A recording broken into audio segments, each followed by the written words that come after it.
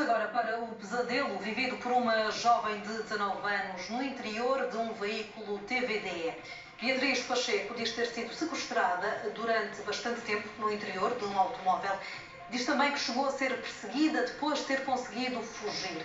À CMTV esta jovem contou tudo em exclusivo, os momentos de pânico e o medo por que passou.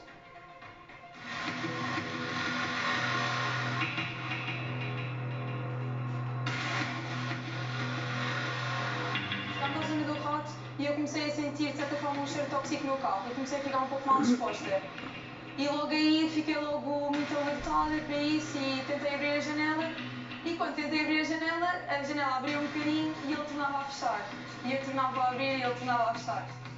Comecei a bater no vidro, a dizer quer sair, a gritar, quer sair, a bater no vidro. E foi quando outros carros à minha volta, que estavam igualmente parados no sinal vermelho, que começaram também a perceber que havia alguma situação estranha dentro daquele carro.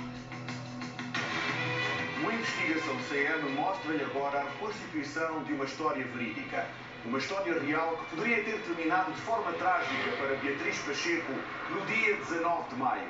Aquilo que esperava ser uma simples viagem num veículo TVDE acabou por transformar-se no pior pesadelo da sua vida. O relógio marcava 00h40 quando Beatriz Pacheco saiu do trabalho nas docas de Santo Amaro. A viatura TVDE, que chamou através da aplicação da Bolt, demorou mais do que o esperado. A sensação de desconforto foi sentida pela jovem de 19 anos assim que entrou na viatura.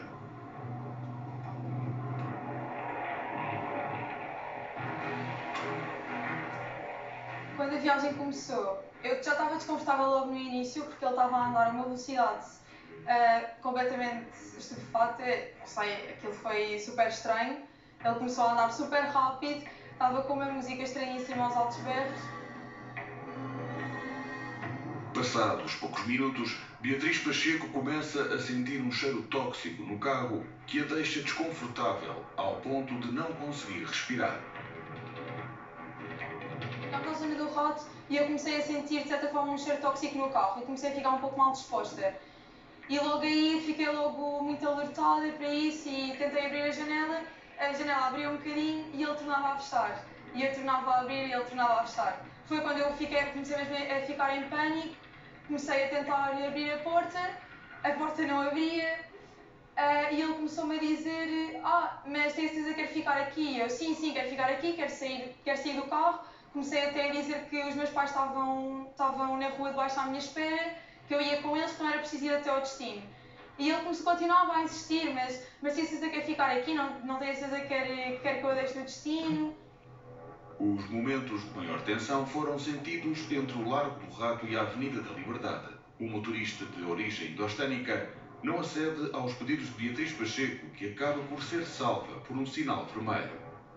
Comecei a bater no vidro, a dizer quer sair, a gritar, quer sair, a bater no vidro, e foi quando outros carros à minha volta, que estavam igualmente parados no sinal vermelho, que começaram também a perceber que havia alguma situação estranha dentro daquele carro e começaram a abrir o vidro, a olhar para dentro do carro e perceberam de facto a minha aflição.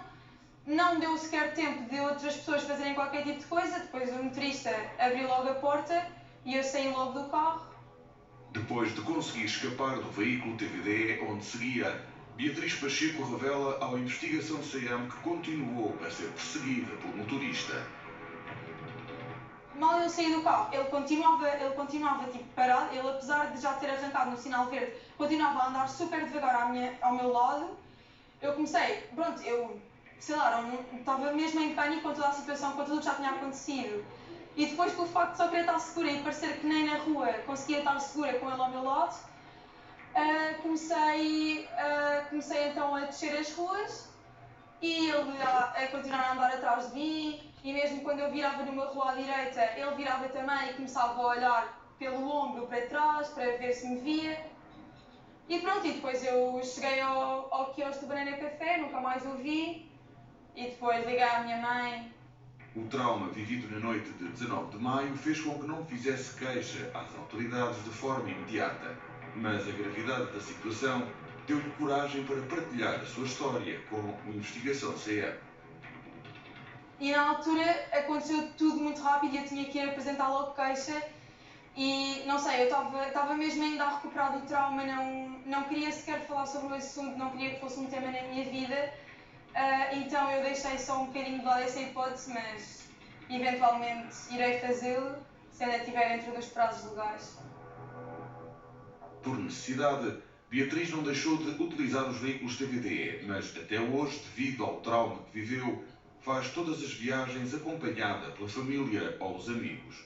A sua história é um alerta para todos. A CMTV tentou obter uma reação por parte da empresa de veículos TVDE, para a qual trabalha o motorista que sequestrou Beatriz Pacheco. Veja agora aquilo que os jornalistas da CMTV descobriram no Martim Muniz.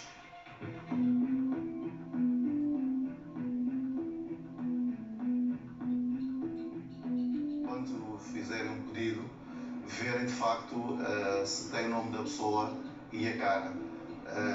Porque eu não consigo entender, e faz muita confusão, como é que nós não conseguimos proteger as nossas mulheres,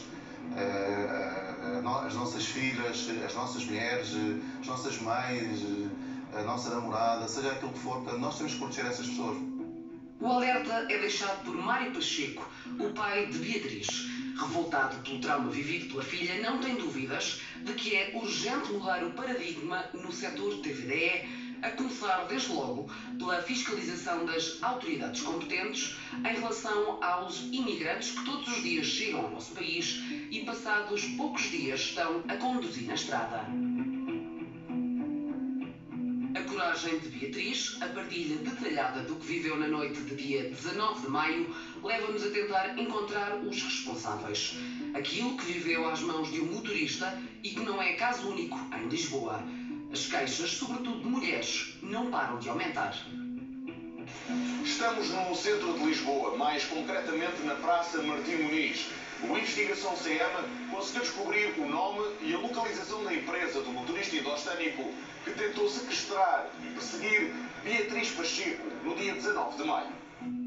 As informações às quais conseguimos ter acesso levam-nos à Rua da Amendoeira. Seguimos a indicação da localização exata da morada fiscal da empresa Vicamjet 5 Unipessoal Limitada.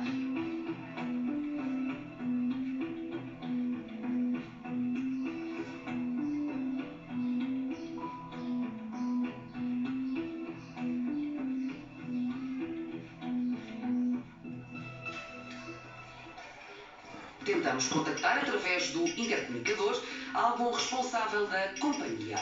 A falta de resposta leva-nos a subir até ao quarto andar. A presença de pessoas no interior do apartamento é inquestionável. Mas, ainda assim, e apesar da insistência do outro lado, ninguém nos abre a porta. Esta é a morada fiscal da empresa Vicamjet 5 Unipessoal Limitada, que na autoridade tributária está registada com o Código de Atividade Económica 49.320. Mas ali, naquele quarto piso, não existe nenhuma empresa de transporte ocasional de passageiros em veículos ligeiros descaracterizados. A resposta para o enigma chega-nos através de Carolina Vendeiro. A mulher, que vive há 53 anos na Rua da Amendoeira, garante que naquele piso apenas existe uma casa de habitação onde vivem dezenas de pessoas. Neste prédio, aqui, nesta Rua da Amendoeira, não há empresa nenhuma, é tudo casas de habitação. Como disse, no quarto andar, vivem mais de 40 pessoas. Mete. São muitos. É entrar e sair que é uma coisa doida. Volto a dizer, nunca se meteram comigo, nunca me trataram mal. E aqui acho que também não há pessoas que tratem mal, mas há pessoas que se queixam. A Rua da Amendoeira, a Moraria ou a Rua do Bem Formoso são alguns dos locais escolhidos pelas famílias que chegam do estrangeiro para se fixarem em Lisboa e depois daí para outros pontos do país e da Europa. Ângela Reis é presidente da Associação Nacional do Movimento TVDE. Conhecedora profunda sobre tudo aquilo que diz respeito ao setor, não tem dúvidas de que a maioria dos motoristas que chegam de países como a Índia, o Nepal, o Bangladesh ou o Paquistão são as vítimas de um esquema criminoso cada vez mais complexo. É um problema abrangente a todos os setores, desde o TVDE, à agricultura, ao comércio, à restauração, à hotelaria. Eu posso também dizer, tenho uma amiga que tem um restaurante em Cascais e ela é abordada, às vezes, sem conta por angariadores para que ela empregue 2, 3, 4, 5. Ela não faz, ela faz contratos diretos com pessoas. Ângela Reis deixa o alerta ao Instituto da Mobilidade, às forças de autoridade e também ao Serviço de Estrangeiros e Fronteiras. Eu gostava que alguém me respondesse como é que pessoas no país de origem que vivem num estado limite de pobreza conseguem ir para Portugal com uma despesa de 30, 40, 50 mil euros e começarem a trabalhar bem rápido, com licenças de TVDE, com cartas de condução já portuguesas e trabalharem horas a fio, 10, 12, 14, digamos, para pagar esses valores a alguém que os trouxe para cá. A exploração e o tráfico humano, garante, não é feita pelos operadores, mas sim pelos cabecilhas das redes criminosas que, através de vários angariadores, estão a fazer chegar cada vez mais pessoas a Portugal que lutam para viver melhor. A maior parte não sabe falar português. Em países como França e o Reino Unido, jamais poderiam ser motoristas TVDE. Mas, no nosso país,